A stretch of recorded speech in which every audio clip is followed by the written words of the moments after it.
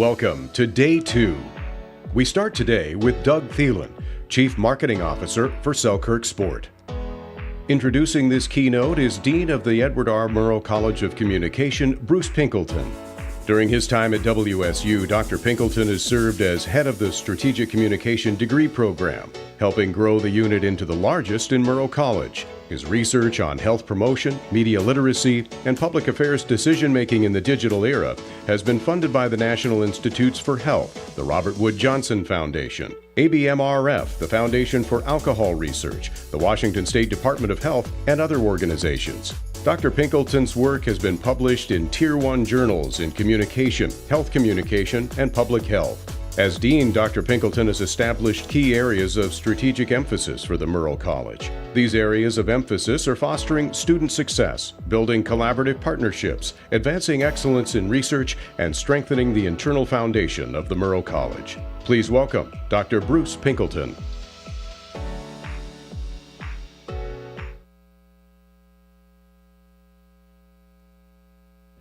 We on? There we go. Good morning, everybody. Welcome today. I know officially, I guess it's day 2, but it feels like day 15 to me, to be honest with you.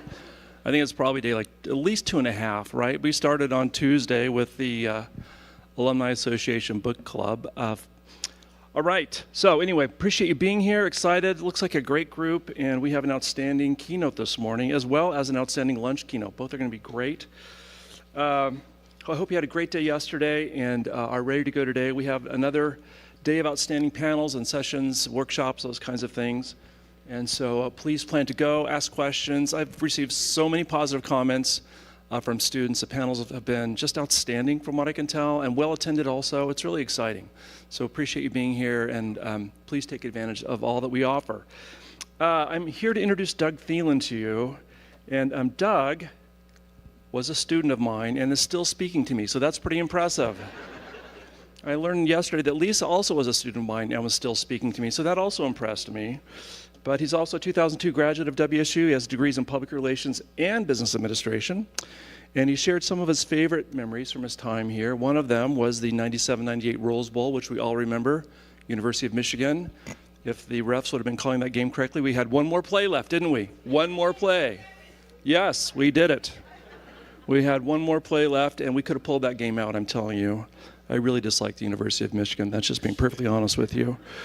He also recalls his amazing professors who sparked his curiosity, including Professor Paul Bowles, who helped him learn to think critically and encouraged him to pursue a career in marketing. Paul has come back to WSU, actually, and is establishing our neuromarketing labs on the second floor of Gertzen. Exciting stuff taking place there. And then being able to apply the lessons learned in the classroom directly to his work at WSU Athletics, pardon me. And he did this between working in Cella's, in the kitchen, which I have to say I've traveled the world and had some amazing pizza, and Cella's is still pretty unique in my experience. So if you haven't tried a Cella's pizza or calzone, you're missing something, okay? All right. Doug spent the last 20 years working in outdoor sporting goods. I'm going to read here. I just don't want to miss anything. Retail, apparel, consumer product goods, and food industry sectors. And he's led award-winning campaigns for companies such as REI, Filson, Ford Bronco, Mountain Dew, Native Eyewear, Qdoba, Dickies, and currently he's a chief marketing officer for Selkirk Sport, which has a really interesting story I just learned this morning, and I hope he'll share it with us. So today he's going to be discussing his career building brands. So Doug, come on up, talk to us.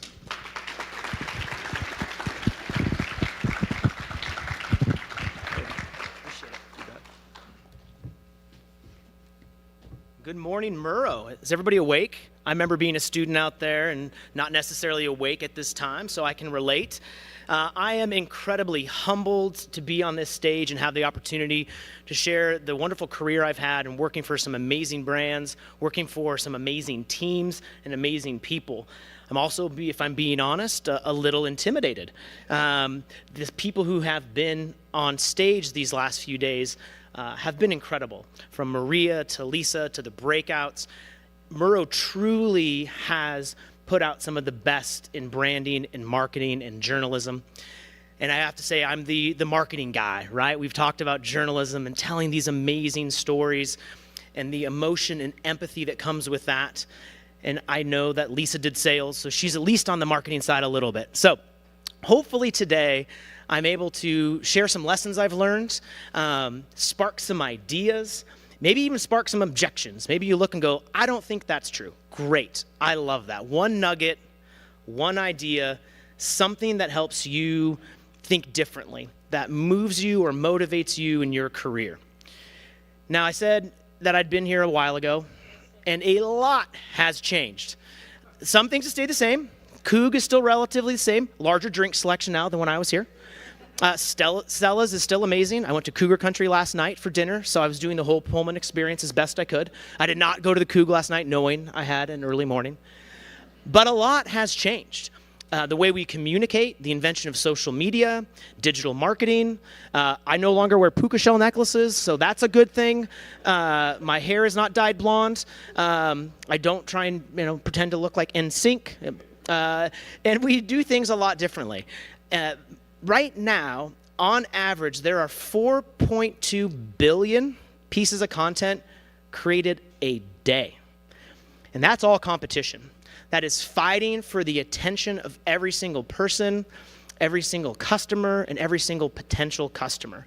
And how we break through is critically important, because everybody now, thanks to the phones in our pockets that no longer just play Snake, but have amazing capabilities in terms of capturing content, have the ability to turn every single one of us into a content creator.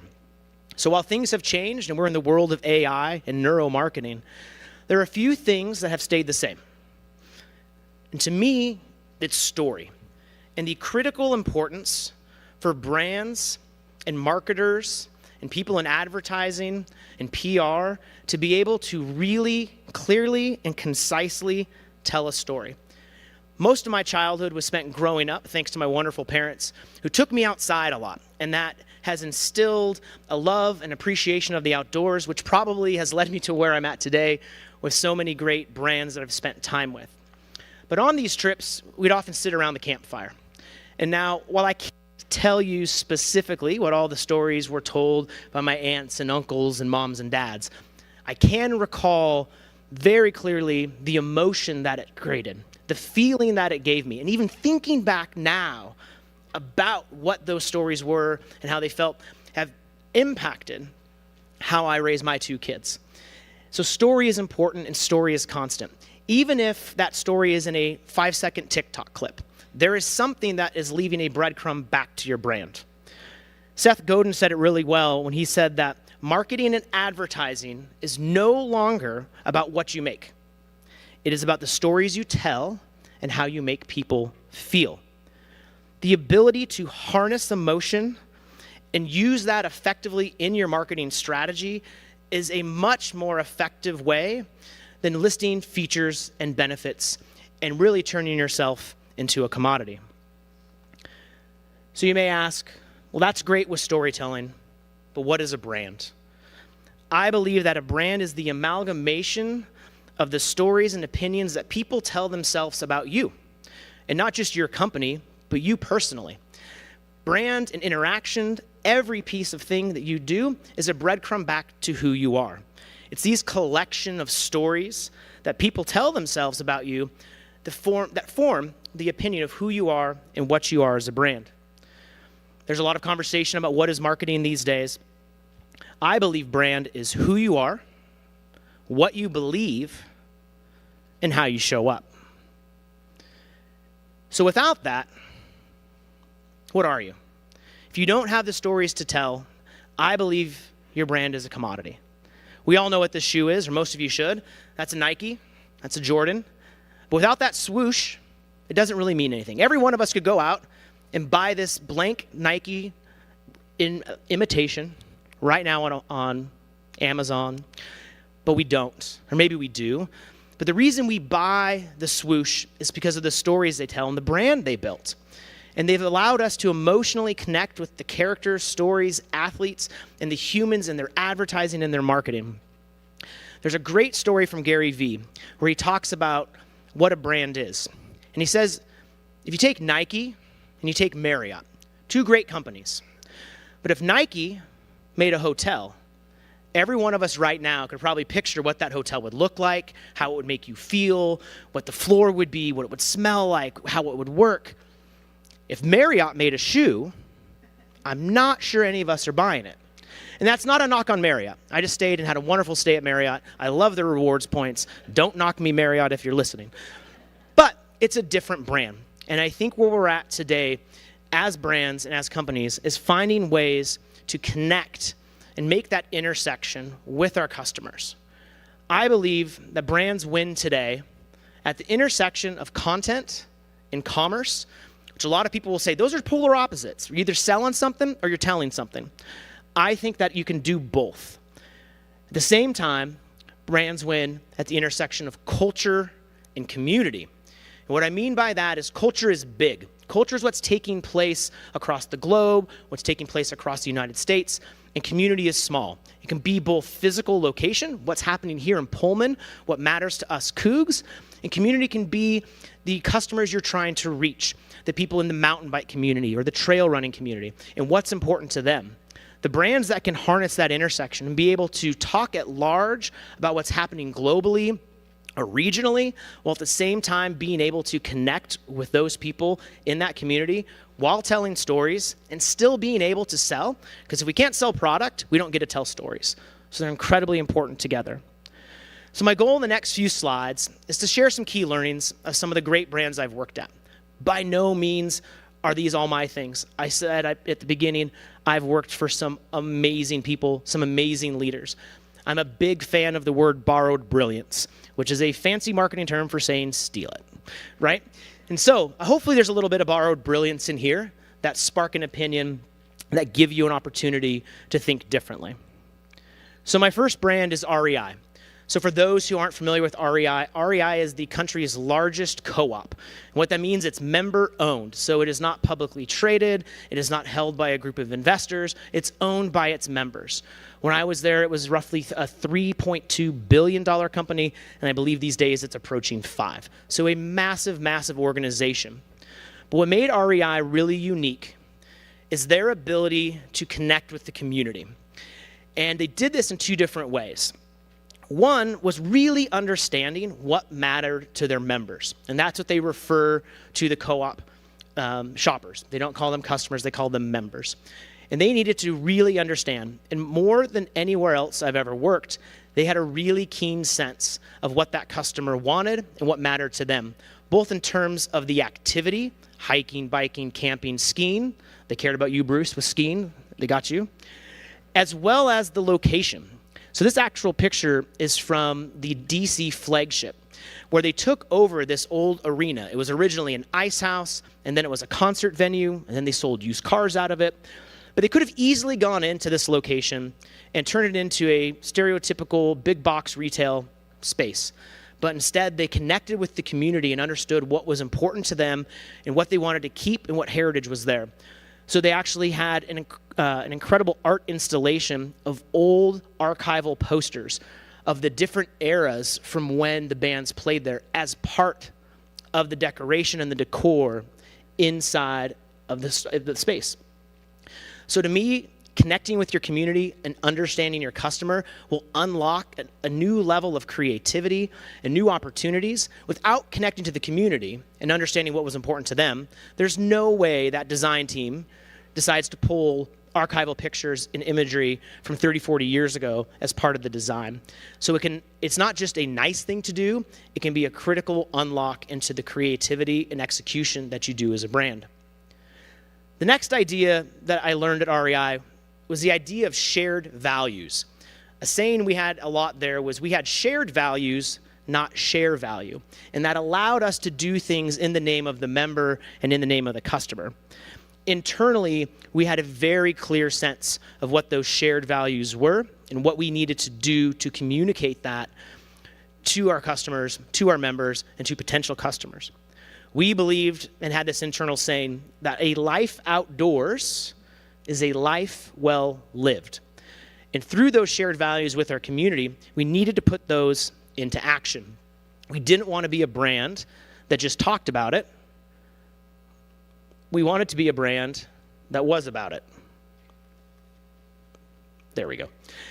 And that came to life through this idea of actions, not acting.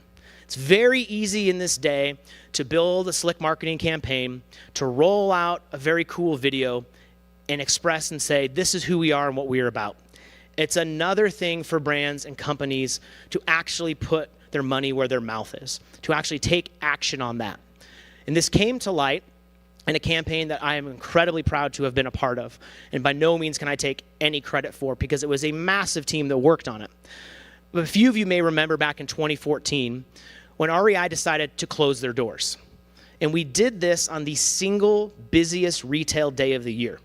It was called Opt Outside, where we said it was more important to give our employees time outside with their friends, families, partners, community, than it was to make a buck that day.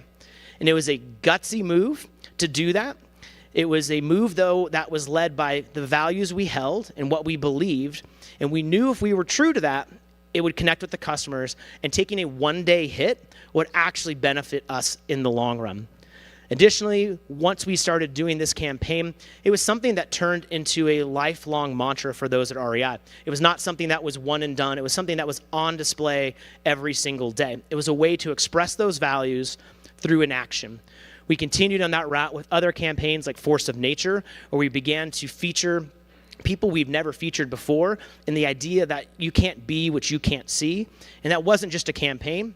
We made sure that it was an inclusive campaign that allowed the product design teams to actually build new product for people that hadn't really been included before, which led to this idea of opening the aperture. And what I mean by that is REI was one of the first places I worked that really took a look at our existing customer profile and who we were serving, and at the same time had a tough, honest conversation and said, who are we not serving? Who do we need to be doing a better job of reaching out to and including, not just in our marketing, but in our community? And we needed to be able to do that in an honest way. And so by doing this, not only did it open up the aperture, but allowed us to bring new people into the fold. And if we truly believe the idea that a life outdoors is a life well lived, there's nothing exclusionary about that. We believe that for all. And what's really unique through this process is as you get to this last slide, it then kicks it back over to the beginning again, which is we had to understand those new communities we wanted to speak to, what was important to them, what values could we share, and how do we take action on it. REI was one of the places that really gave me a springboard into the outdoor industry. Prior to that, I had been at agencies and was in the restaurant startup space. And I knew that for me, this is a thing that I really connected with and I wanted to spend the next phase of my career in. And REI gave me that opportunity to be a part of a really big brand, to understand how a big behemoth worked, what I liked and what I didn't like. And that led me to my next stop, which is Filson. So for those of you who don't know, Filson is a Seattle-based company that started 7 years after this institution in 1897. They build apparel, bags, and really got their start outfitting people who were headed to the Klondike for the gold rush. Once the gold rush was done, they reinvented themselves again, and they decided to really outfit those in terms of kind of the timber gold rush that happened in the Northwest. They continued to evolve into being an outfitter. And when I came on board, they had just come under new ownership and were really looking to connect with the modern consumer. So we went through a number of different activities to ensure that we were able to connect with those consumers and really define who we were. Now, most brands will spend a lot of time talking about who their customer is, who their target is, who they are, who they want to be. We spent an incredible amount of time, and this was one of the first places I saw this, and still use it to this day. Sorry for the incorrect grammar, not AP style. We talked about who we weren't, and we had an emphatic understanding of what we were not. And what was incredibly important with that, in addition to understanding who we were, what we looked like, what we would, if we were a person, we went through exercises of what would we drive, what would we listen to, what would we drink, who would we hang out with, what concert would we go to, what art would we take in. We did those same exercises to understand who we weren't. What that allowed us to do was scale, because everybody on the creative and marketing teams knew those parameters, and we were able to move really quickly with a shared understanding. And in doing so, we were able to grow much faster, remove bottlenecks, and tell better stories. The other principle we had was that ugly photos tell stories too. One thing Filson is really known for is their incredible photography. And that came from that slide before of having a very clear sense of who we were and who we weren't. What we needed to do too was make sure that we took no bad pictures, because while the pictures in this slide make you feel something, you can smell it, you can hear it, you can go back to maybe when you saw something like that, bad pictures do tell stories as well. And a lot of times I'll get asked at conferences or reached out to by small startups, and they ask, well, what's one thing we should do? And one of the things I tell them is hire a damn good photographer, either on staff, work with contractors. The social media community is incredible, but if you have your brand guidelines really, really dialed, you are able to tap the community to be a source of content creation for you. What's amazing about Filson is that most people think, oh, you must have had one photographer. Everything looks so beautiful and tight, like it all came from one person's POV. On average, we use 15 to 25 different photographers to create the content you see inside of that ecosystem. But it was because we had such strict guidelines and a good core understanding of who we were and who we weren't that allowed us to really work with a large-scale group of people. The next thing was, okay, we know who we are. We know we don't want to take bad pictures. But how do we stand out? And for us, we knew we needed to tell stories from the deep end of the pool. I know this picture's wild, so I apologize for the early morning graphic photo. But it definitely makes you feel something. And what we knew is that sometimes to stand out, you have to go where others can't stand. Meaning, in the outdoor space at this time, there was an incredible amount of content being released. It was kind of the content heyday of things from REI and Yeti, films and documentaries and personal stories. And we knew we could not compete with them. We didn't have the budgets, we didn't have the teams, we didn't have the scale. But we knew that if we told stories that really connected with our brand ethos, which was about uncovering the wild and unknown and connecting people in these urban environments to things they may have forgotten about or not get to see on the everyday, that we would connect with them on an emotional and human level that would let us stand out. This photo is actually from a campaign, from a story, a documentary that we considered building around, based off a story from the Wall Street Journal about women in ranching. And you can look it up. It's incredible, her story. But this is, she had a rough fall, as you could say, but was incredibly happy doing what she did. And so for us, we took this path. We decided to tell stories that you may not find in the shiny, happy outdoor world. One I like to tell, and hopefully doesn't turn too many stomachs. In the outdoor industry, there was a lot of recipe giving at the time. It was very trendy to talk about what granola to make or what to put in your pack. And we knew that there was a lot of search interest for it. We knew we wanted to capture that demand, but we also had to stay true to who we were from the wild and unknown. So we started a Filson food section of our blog, but we talked about wild things that you could cook. We had a big hunt and fish community, so we really connected with them. And we asked them, what are some of the wildest and most interesting things you've cooked? One of my favorite posts, just strictly from the ick factor that the comments were on Instagram, was how to cook a beaver tail, which apparently is a real thing that you can cook. I'm not sure how good it is. I haven't done it. But talk about getting into the deep end of the pool. Now, the other thing, you can have great photos, you can have great stories, you can have great content, but if you don't have distribution and a plan to get people to see it, it's like a tree falling in the woods. Did anybody hear it?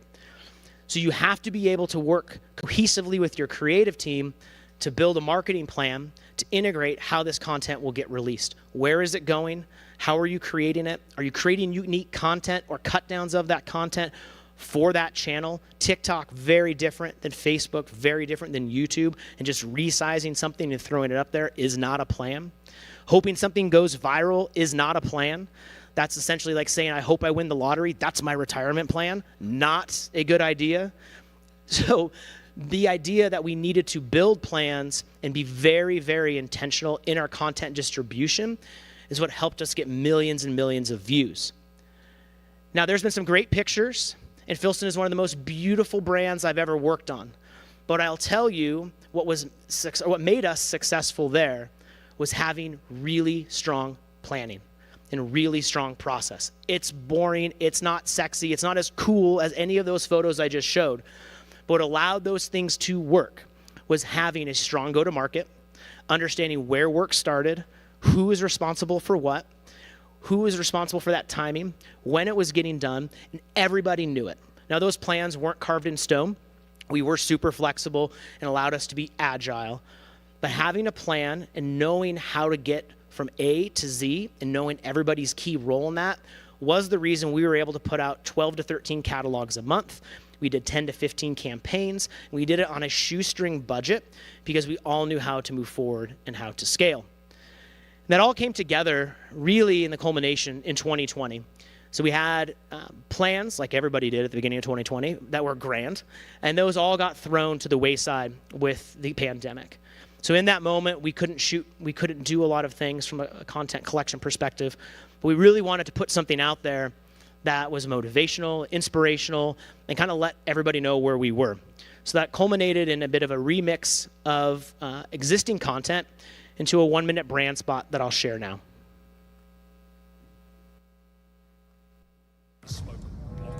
Can't help but compare yourself to the generation before you.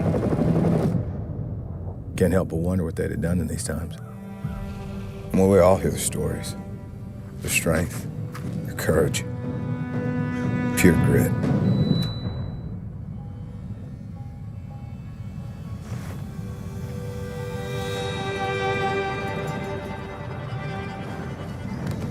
Turns out, tough times make tough people. Our pioneers were adventurers, problem solvers, just ready for anything.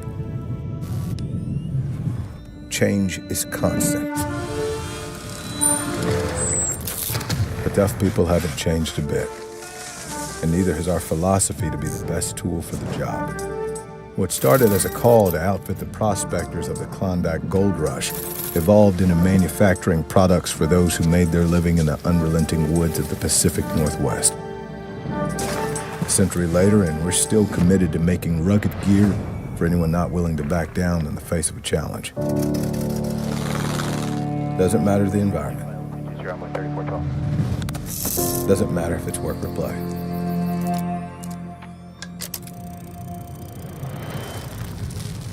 No one tells stories about those who have it easy. We made it this far. It's no time to start failing.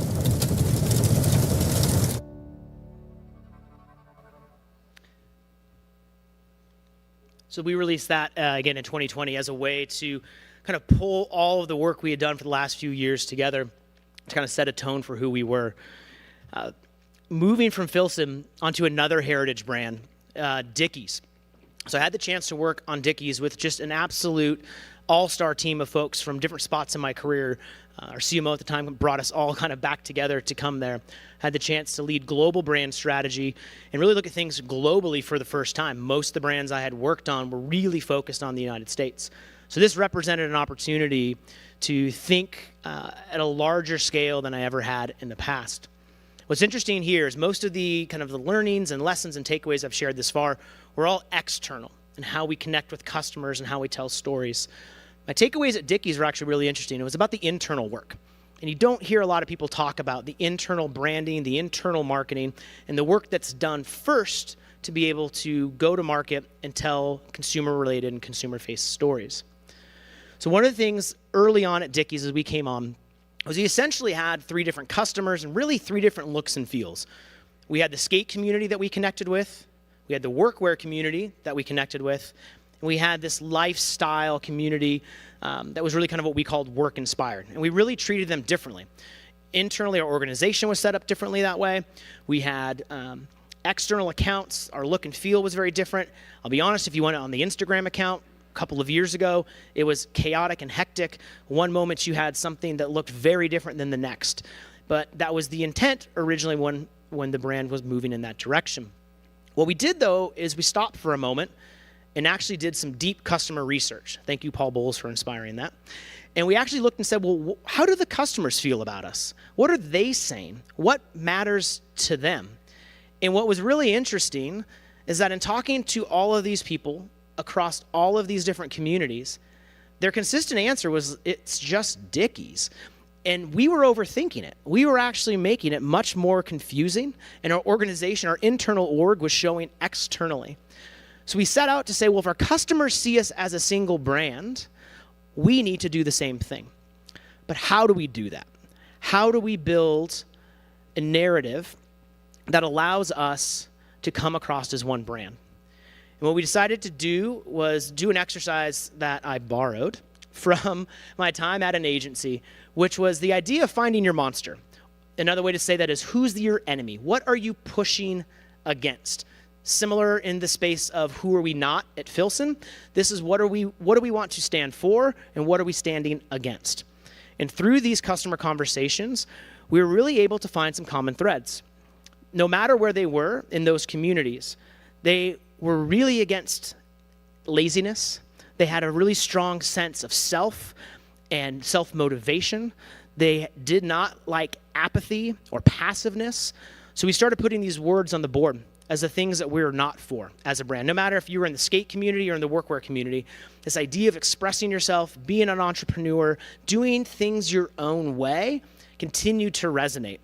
And where we landed was this idea that we were, as a brand, committed to fueling those who were committed to making their mark. Being that mark, again, in fashion, in lifestyle, in skate, in your own way, in terms of what you did from a blue-collar perspective. And so what we started to do then was say, okay, we know what we're against. We know what we're for. We know customers see us as one brand. Now we need to start building out frameworks and an ecosystem of stories to create on-ramps to our brand so people can see themselves in Dickies. So while we had those three communities, we knew there were vast stories to tell inside of each of those communities that would allow people to connect with who we were and to go, oh, I get it. I can be a part of that. And as we learned yesterday in the neurocoupling breakout, people, when they hear stories, their brains start to remember things. Their brains connect to that, and they're able to see themselves inside of that story. So using storytelling through imagery, articles, and film allows them to connect deeply on a physical level and a chemistry level with your brand. The next step is a key piece that I learned and I'm still working towards in new career paths and places, was this idea of selling it on the inside. It could have been very easy for us as a marketing and leadership team to say, great, we've got this new brand mantra, let's make a slick video, send it out there, we'll start telling stories, and we're good to go. And there's nothing wrong with that, by any means. But what I really appreciated and took away from my time at Dickies was the intent they had to really make sure everybody internally across the globe understood what we were doing and where we were going. So much so, we had something we called Day One. So Dickies Day One, we brought everyone into Fort Worth, Texas, and we walked them through a multi-day experience, showing them, not just telling them, what we were going to be and what we were going to be about. That culminated in this amazing video that never saw the light of day in terms of a public, because it wasn't for the public, but I will share it with you today so you have a sense of how some of these internal marketing pieces can go. They don't have to be boring. They don't have to be dull, and they shouldn't actually, because your internal constituents, the people that work at these brands, are your first and foremost biggest potential brand ambassadors that you can leverage to unlock inroads to new communities.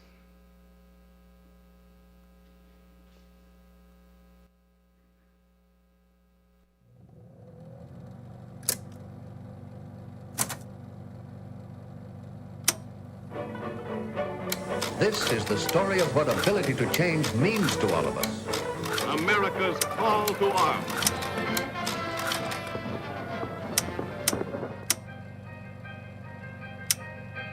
Who says you have to work in them?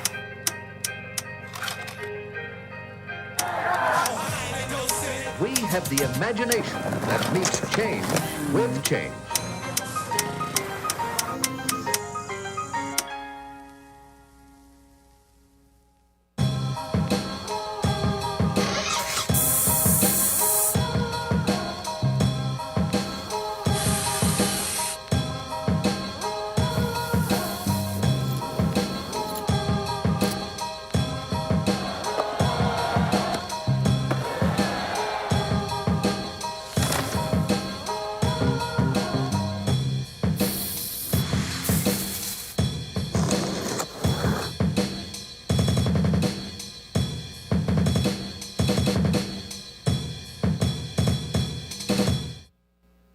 So there you go. You can have fun with internal marketing. It is not all internal comms and boring things. It can be very exciting. And this is a video we used to help let people know who our customer was, how we are committed to them, and how they could take part in it. Now, taking all of that, I'm on to my new project. As Bruce said, Selkirk. So Selkirk is a pickleball brand. And Selkirk is based and made just an hour and a half north of here in Coeur d'Alene, Idaho. Now, some of you may think, wow, this is a different trajectory. You had REI and Filson. Pickleball? Yeah, pickleball. And let me tell you why. It is an incredible sport. It is an incredible growth. And there's an incredible opportunity to be a part of building something. And one of the things I've learned across this journey is what really matters to me and what I really love. And while I loved my time at REI, and I love the opportunity to do internal work at Dickies, what really fuels me and in my commitment to make my mark is building. I looked back at all across the days, and when I worked at brands like Qdoba, we had 30 restaurants, and my boss, who I notified before leaving and going to Qdoba, said, this is the worst idea you could ever have. I'm going to hold all your sales accounts right here, and you'll be back in 6 weeks. I'm still friends with him. He's a Coug. And I never went back to work there because I loved having the opportunity to build something. And what I see in Selkirk is that same opportunity. This is a brand who really used something interesting. This idea that boredom is a blessing. I know boredom can sound terrifying. We live in an age where it's almost impossible to be bored. The phone's in our pockets. We look at screens while we're on screens. You have your watch and your phone and your Apple TV all at the same time. But I would encourage each and every one of you to be bored. Boredom is an incredibly powerful tool that allows your mind to wander, especially if you're in the creative space. And every one of us in this room is in the creative space. No matter what we do, we need to think creatively. Boredom is a blessing, and its cousin that I like to say is curiosity is a catalyst. I'm standing here as part of Selkirk because some kids were bored in 1965 in Bainbridge Island, and they were whining and complaining to their dad. This family had a rule. You can whine, you can complain, but you have to bring a solution to the table. And when the young son wouldn't do that, he challenged his dad and said, if it's so easy to come up with something, you do it, Dad. And the dad, never being one to back down from a challenge, said, okay. He went out to the garage, grabbed a wiffle ball, some ping pong paddles, and went outside to the badminton court, and within 24 hours later, the sport of pickleball had been invented on Bainbridge Island. Similarly, fast forward to 2014, there are two brothers in high school up in Coeur d'Alene who decide, as part of a school project, to write a business plan for an online retail. They build this and say, you know what, we actually think we could do it. We have the audacity to do this. Now, that first company was not in the pickleball space. It was in the airsoft paintball space. They built that brand, they built that retail piece, and sold it while still in high school. Now, their dad was a retired firefighter, and at the fire station, they had a pickleball court.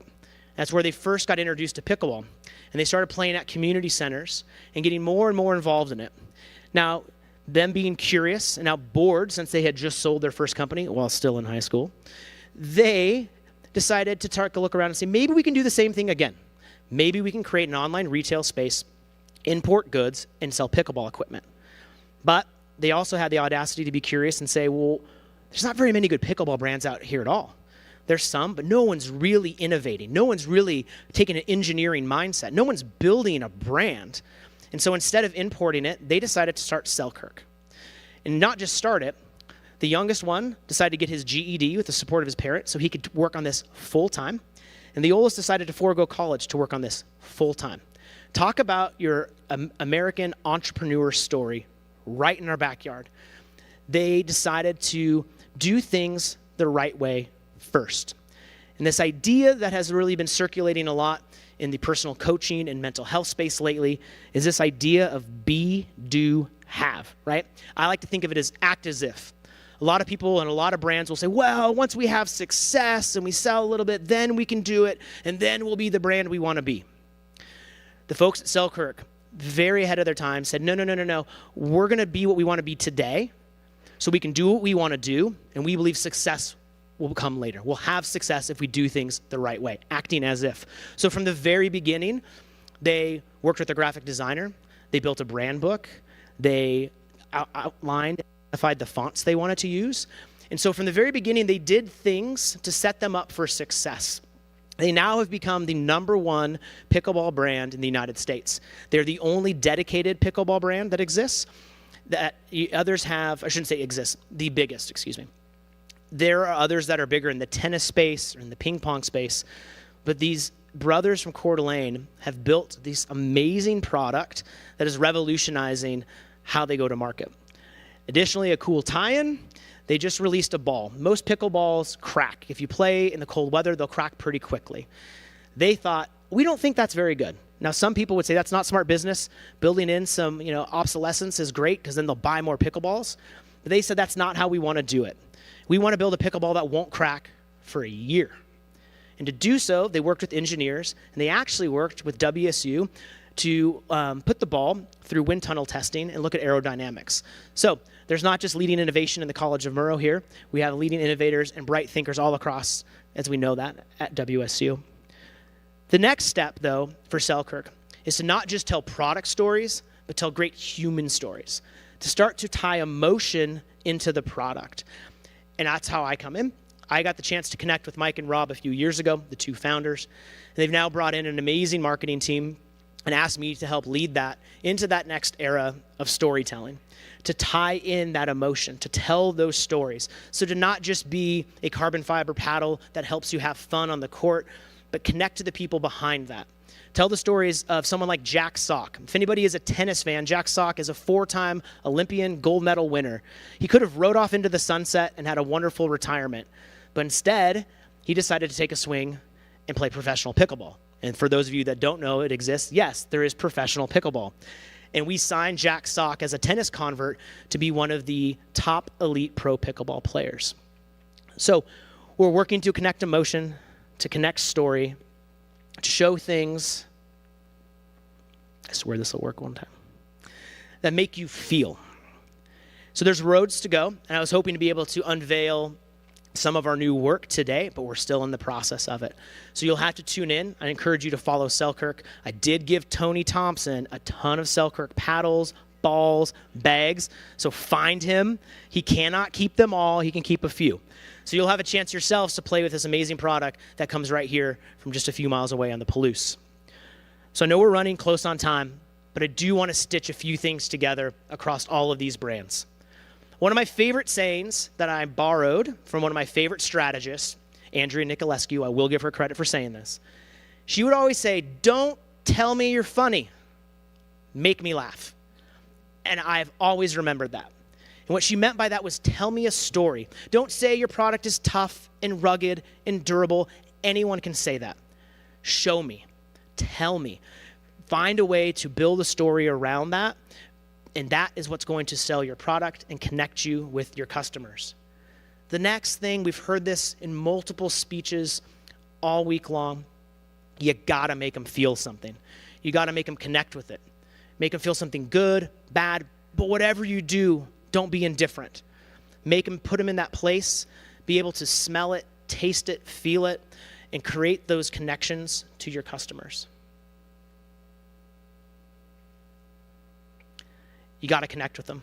You have to understand who your customers are. You have to understand who your internal employees are and find a way to be able to connect with them on a deep level. Finally, some personal takeaways, some things I wish I would have known if I had a DeLorean and can go back time with Marty McFly and see and learn. These are some things I would have told myself. Again, take them, leave them, but hopefully there's something here that you can use. One is have the audacity to be curious. Curiosity has become my superpower. I used to be embarrassed by it. I asked questions all the time. My mom will tell you how annoying I was.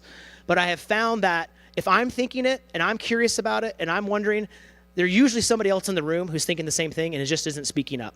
So speak up, ask questions, look for different angles, and have that audacity to be curious. Next, be a learn-it-all. This is something my favorite CMO told me. She said, don't be a know-it-all, be a learn-it-all. Be a voracious intaker of content. Read, listen, consume, be a learn-it-all. And there's the great saying that if you're the smartest person in the room, you're probably in the wrong room. And I love that idea, that you need to be a learn-it-all. To just stand up here and be doing this today makes me nervous. It makes me uncomfortable. I'm having to do new things and learning, but doing that is an opportunity. Also, it's an opportunity to make mistakes. There's a fear that we have among a lot of us, especially when we come out of school. You got to get it right. You can't make mistakes. You got to have the right job. You got to do the right thing. There's some truth to that, but be okay making mistakes. That's how we learn. I mentioned earlier I have 2 kids. They're phenomenal. But watching a kid learn to walk, they don't get it the first try. They stand up, they fall down, they try it again, they grab something, they hold on to it. That's how they learn. That's how humans learn. So make mistakes. There's a great parable out there that a professor in Florida in our art school took his class and separated them in half. And he said, to one half, your assignment for the semester is to make the perfect pot. You get to turn in 1 pot. That's it. The other half of the class, you have to make as many pots as humanly possible. That's what I want to see. And the lesson at the end was those who took all the time to think about it and theorize on it and hem and haw on it to make the one thing, to make the one perfect pot, actually didn't make something as good as those who took the time to put thousands of reps in. So make mistakes. It's okay. Make them early, make them late. It doesn't matter. And the last one is a personal mantra of mine, which is the idea that comfort is a slow death. And I don't take that as a morbid thing, but we have to be used to and get ready for being comfortable, being uncomfortable. Change is always going to happen. It's the only thing that's constant. And if you can get used to this and embrace it and know that you can get through it, this is an idea that I have used in my life, even today, as I was nervous to stand up here in front of so many wonderful people and share a stage with the folks we had yesterday. I reminded myself it's good to be uncomfortable. It moves you forward. And finally, when in doubt, go Cougs. Thank you.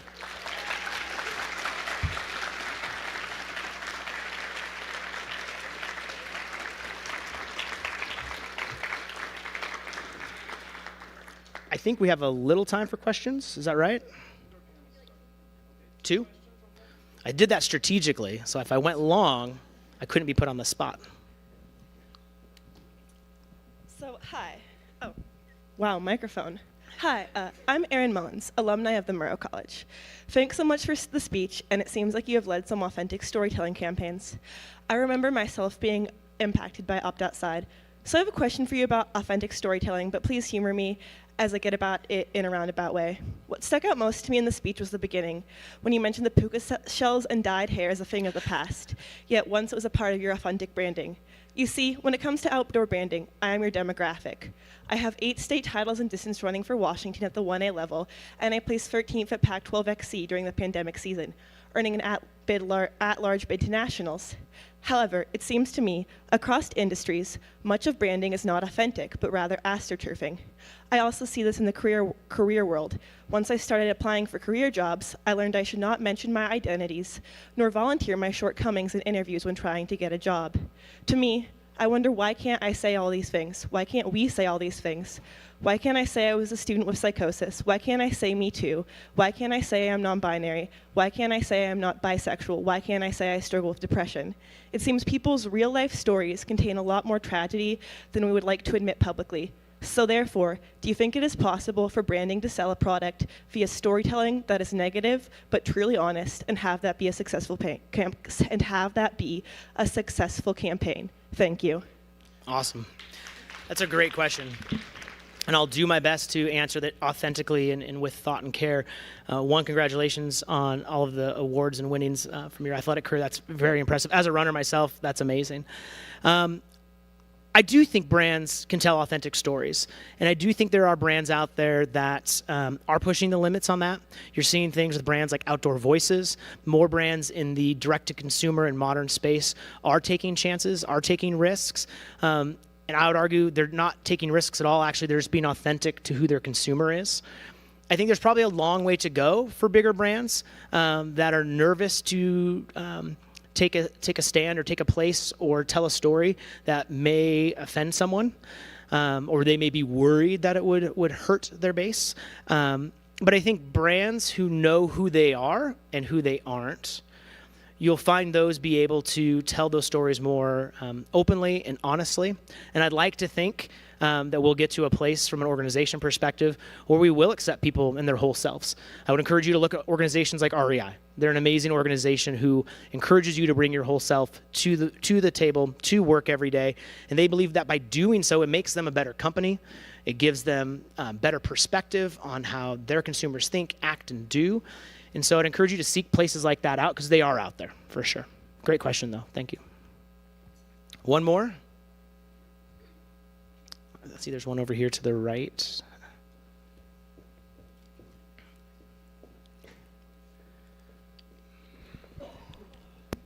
Hey, Doug. My name is Grace LaFramboise, and I'm a junior here majoring in PR. I just had a quick question. It was really interesting watching both like your videos from Filson and Dickies, and how I noticed how both of those videos started with like these clips of like deep history of both of those companies. And now as you're kind of shifting towards Selkirk and developing like this newer company, what is the importance of history in a company, new or old, in marketing? That's a great question. Very astute observation. Both Dickies and Filson were heritage brands. So Dickies was 100 years old when I came on board, and Filson was 125 when I was there. So they had a lot of history to play with. I think it really depends on where the brand is wanting to go and what those brand personas and ethoses are. So with Dickies, we wanted to leverage the past internally, acknowledge it, but you will notice externally, there's not a lot of marketing talking about the history. They wanted to kind of move forward from that. I do think brands that have a history, it can be a wealth of knowledge. It can be a really good source of content to pull from. I think for us at Selkirk, we are going to pull a little into that history. That story I told of Mike and Rob and their founding isn't really well known. They're very humble brothers. They're very quiet. And if you ask them, they're like, we haven't done anything yet. We have so far to go. My job as the head of marketing and PR and comms is to get them comfortable telling their story. We have some big goals in terms of telling that story. They've been around 10 years. Most people would not believe that a pickleball brand has been around 10 years. And to have it started by two entrepreneurs is, to me, really telling of who the brand is and where we want to go from an innovation and growth perspective. They're family owned, they're USA made. There's a lot of nuggets there that we can really pull forward. So while they don't have a history of 100 years, I think their founding story, and you see that a lot. There's a great podcast I listen to called The Fit Insider. It's really about the health, wellness, and outdoor industry. But a lot of the stories you hear from founders there, I just listened to one from Daily Harvest and the woman that started that. Her story's incredible. They're a brand that started, I think, 2015. Don't quote me on that. So relatively new brand, but they have a story to tell. So I would say we can decouple the idea of like history being something that's very old. That's true. But also your brand and company's history or your personal history can be something that's more of a, from this point forward, this is what we want to be, and here's how we got there. Awesome. I think that's it. Thanks, y'all.